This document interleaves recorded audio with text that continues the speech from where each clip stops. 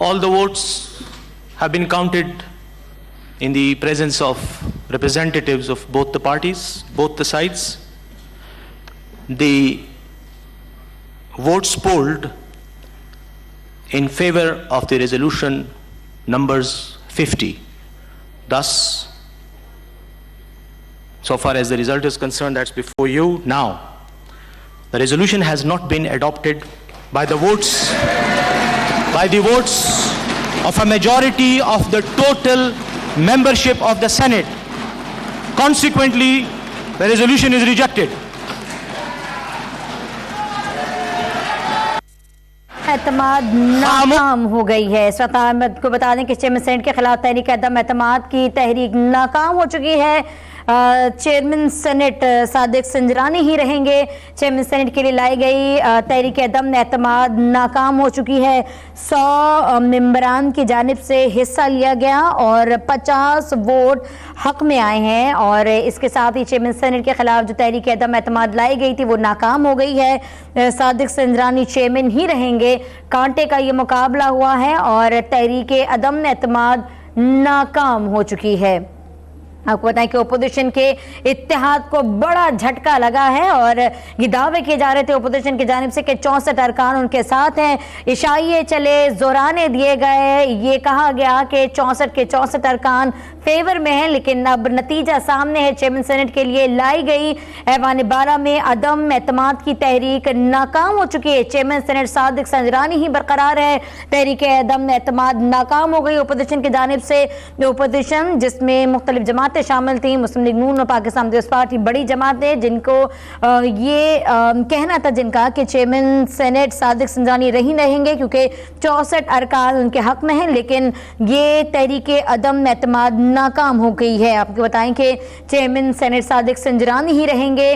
Voting का अमल हुआ, उसके बाद गिनती हुई और ये फैसला सुनाया गया है बैरिस्टर सैफ की जानिब से, जिन्होंने इस तहरीक अदम एतमाद को नाकाम करार देते हुए रिजेक्ट कर दिया है। ऐवान बाला में अपोजिशन को बड़ा झटका लगा है। ना इशाइये काम आए, ना जोराने काम करे और बिल आखिर सादिक संजरानी इस ओहदे पर बरकरार रहे हैं। चेयरमैन सेनेट के खिलाफ अदम एतमाद की तहरीक नाकाम हो चुकी है। चेयरमैन सेनेट को हटाने के लिए जो अमल अपोजिशन ने शुरू किया था तहरीक अदम एतमाद की सूरत में, उसको झटका लगा, एक बड़ा झटका। सादिक संजरानी ओहदा बचाने में कामयाब रहे हैं। Leader of the house Ahmad Khan, senator Mirza Mohammad Afridi, senator Aurangzeb Khan, senator Sajjad Hussain Turi, senator Kauda Babar, senator Najibullah Bazai, senator Haji Momin Khan Afridi, senator Hidayatullah, senator Hilalur Rehman, senator doctor Shahzad Waseem, senator Noman Wazir Khattak, senator Samina Saeed, senator Mohammad Azam Khan Swati, senator Faisal Javed, senator Manzoor Ahmed, senator Mohsin Aziz, senator Anwarul Haq Kakar, senator Liaquat Khan तरकई, senator brigadier retired John Kenneth Williams, senator Mohammad Ali Saif, senator Mohammad Farooq Naseem, senator Mian Mohammad Atiq Sheikh, senator Fida Mohammad, senator professor doctor Mehar Taj Roghani, senator Sarfraz Ahmed Bugti, senator Seemi Ezdi, senator Sana Jamali and Senator Muhammad Ayub may move order number 4. So, Leader of the House may move the resolution. The motion, may move the motion. I, Senator Shibli Faraz, and along with the names just mentioned by you, would like to request the leave to be granted to move a resolution for the removal of Senator Salim Mandviwala from the office of the Deputy Chairman, Senate of Pakistan.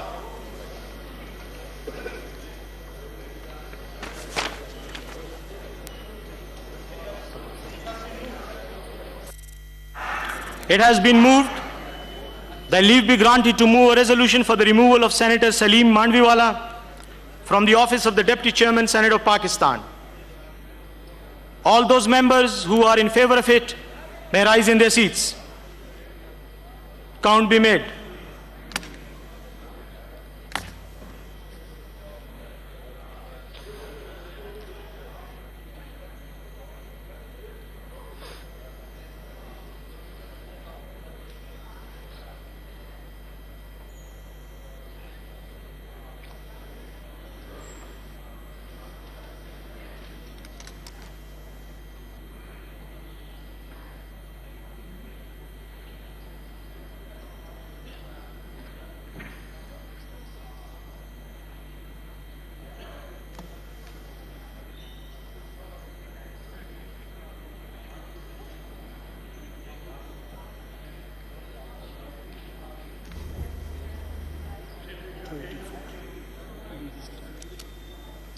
मैं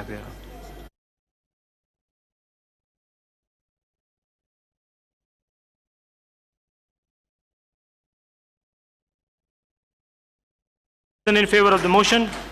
So the motion is carried by the votes of not less than 1/4 of the total membership of the Senate of Pakistan. Consequently, leave to move the resolution is granted.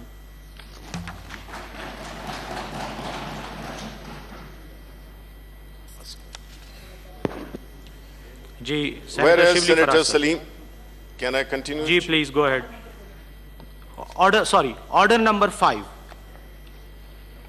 Whereas Senator Salim Mandiwala has ceased to command the confidence of the majority of the members of the Senate as the Deputy Chairman, the House resolves and declares that Senator Salim Mandiwala has ceased to hold the office of the Deputy Chairman, Senate of Pakistan.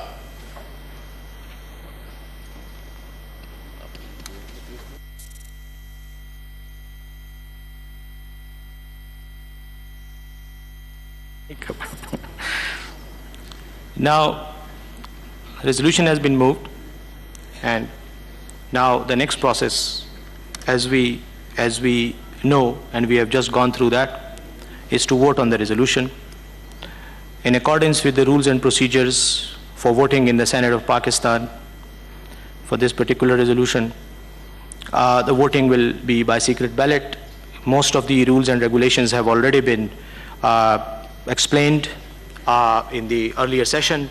I would refrain from going into the details of all those rules. They are also present in lying before all the senators in printed form. However, once again, I'll request both the parties to nominate their representatives for the process. And if the parties, both the sides, agree that the representatives who conducted the election for the resolution, earlier resolution, are okay, then we can proceed ahead with this process as well. Okay, thank you. Okay. Now I request Secretary Senate to kindly show the polling box. Make sure it's empty, show it to the House.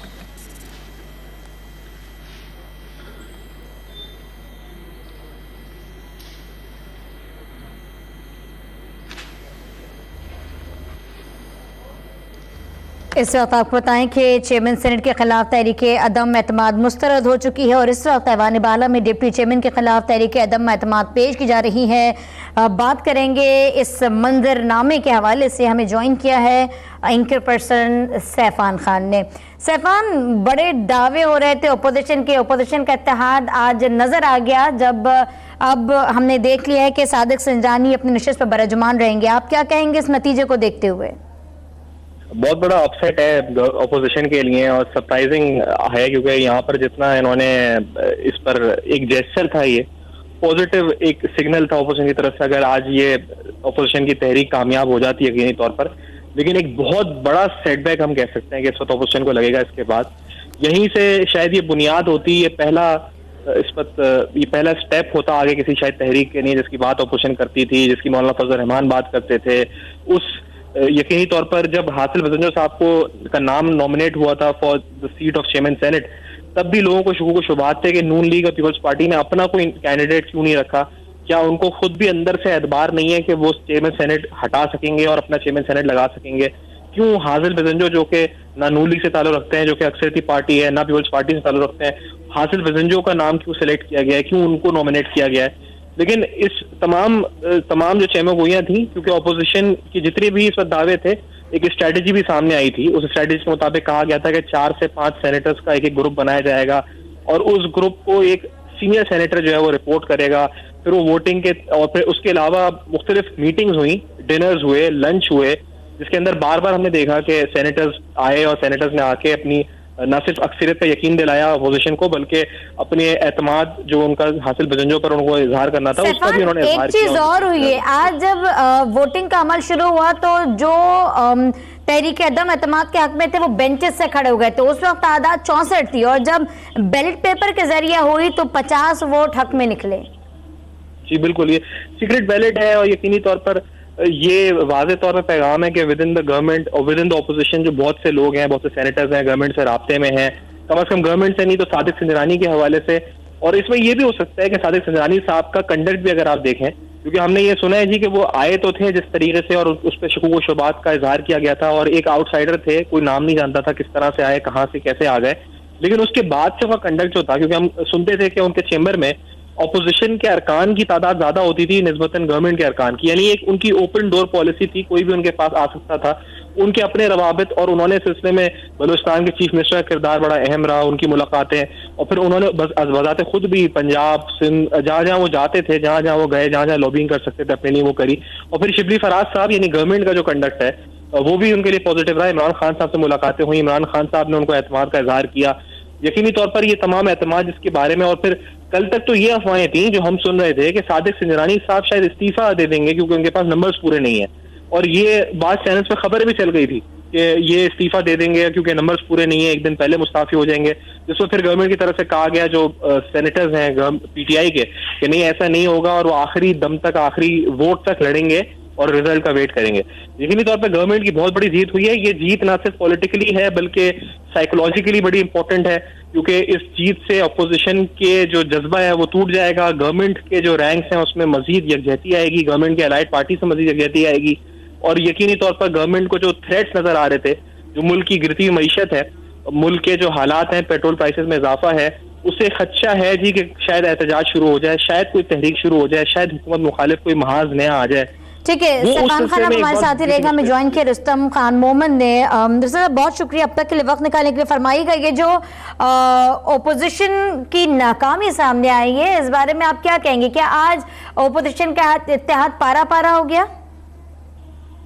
देखिए, position वालों ने इसमें इतनी investment की, वक्त लगाया, सरमाया लगाया, कोशिश की, लेकिन उनको ये मालूम नहीं था कि उनकी अपनी सफ़ों में कुछ ऐसे लोग हैं जो कि दर पर्दा हुकूमत से मिले हुए हैं, और उनके लिए इतनी इन्वेस्टमेंट करना एक ऐसे मुकाबले पे जिसकी कुछ ज़्यादा आज के ज़माने में कुछ ज़्यादा अहमियत भी नहीं, क्योंकि अगर वो सेनेट के इलेक्शन चेयरमैन के जीत भी रहते तो क्या होता, चेयरमैन तो बाय एंड लार्ज एक गैर जानिबदार इंस्टीट्यूशन होता है, उससे उनको कुछ सियासी फायदा तो ज़रूर हासिल हो जाता, लेकिन हुकूमत यूं की त्यों रहती, उन पर कोई असर न पड़ता, उनके साथ जो कुछ हो रहा है उस पर कोई असर न पड़ता। तो मेरा ख्याल है कि उन्होंने बड़ी गलत इन्वेस्टमेंट की, गलत प्लानिंग भी की, गलत मफरूज़े अख्तियार किए, उस गुमंड में रहे कि उनके पास अददी नंबर तो उनके पास थे, लेकिन उनको ये मालूम नहीं था कि पाकिस्तान के सियासी कल्चर में ये एक तारीख रही है, ये एक प्रैक्टिस रहा है, ये एक ट्रेडिशन रहा है कि वो लोग जो मार्जिन पे होते हैं वो हमेशा हुकूमत की तरफ लपकते हैं, हुकूमत की तरफ झुकते हैं, हुकूमत के साथ साथ बात करते हैं। उन लोगों का उनको कुछ इदराक ही नहीं था या उन्होंने सोचा नहीं। तो मैं नहीं समझता कि उन्होंने कोई एक सही काम किया है, उन्होंने एक गलत काम किया, गलत तैयारी की, अपने बाज लोगों को वो अपने साथ मिलाने में नाकाम रहे और उतनी पब्लिसिटी की गई और उतने बयान दिए गए, उतने स्टेटमेंट दिए गए, उतने दावे किए गए, जिसका नतीजा कुछ भी नहीं निकला। जो होना था वो हो चुका। अब उनको मजीद मुस्तकबिल के हवाले से उनको मजीद मुहतियात रहना होगा। ठीक, रुस्तम साहब ये फरमाइएगा कि क्या अब ओपोजिशन बिखर जाएगी या अब भी इसी तरीके से हुकूमत को टफ टाइम देने की कोशिश में रहेगी? नहीं, बिखरेगी नहीं, क्योंकि हुकूमत के अपने मामलात दिन ब दिन खराब होते जा रहे हैं। आज पेट्रोल महंगा हो गया है, उसका असर सारी एशिया पे पड़ेगा। तो अवाम जो है वो पिस रहे हैं, अवाम नादा है, अवाम उठ खड़े होंगे, अवाम एहतजाज करेंगे, अपोजिशन को उनका साथ देना होगा। तो क्योंकि हुकूमत और अवाम में जबरदस्त खरीद हायल हो गई है हुकूमत के इक़दाम की वजह से, तो अपोजिशन का किरदार रहेगा, बहुत मस्त किरदार रहेगा, बड़ा किरदार रहेगा, बशर्ते कि वो अपने रैंक में यूनिटी लाएं और अपने हायरार्की को मुस्तहकम कर लें और अपने अहदाफ को सही तौर से उनको आइडेंटिफाई कर लें कि उनके गोल और अहदाफ क्या हैं और मुस्तकबिल में उनकी स्ट्रेटेजी क्या होनी है। क्योंकि अवाम तो बिखरे हुए हैं, अवाम तो बेचारे पिस रहे हैं। ये वो लीडरशिप को देखते हैं कि कोई है कि उनको लीड करे, कि कोई है कि उनको गाइडेंस दे, कोई है कि उनको इंस्पायर करे। अगर कोई ऐसा लीडर उभरता है तो सारे पाकिस्तान के लोग उसको फॉलो करेंगे, हुकूमत का टाइम देंगे। हुकूमत पर हो सकता है कि वो उनके लिए अब सस्टेन करना बड़ा मुश्किल हो जाएगा। लेकिन इस वक्त हमें नजर ये आ रहा है कि कोई ऐसी ताकत, कुव्वत, कोई ऐसी लीडरशिप नहीं है जो अवाम को एतमाद में लेके आगे बढ़ सके। रशीद साहब, ये भी फरमाइएगा कि जिस वक्त बेंचेस पर गिनती का मामला था उस वक्त तो अपोजिशन के पास पूरे 64 वोट थे, लेकिन जब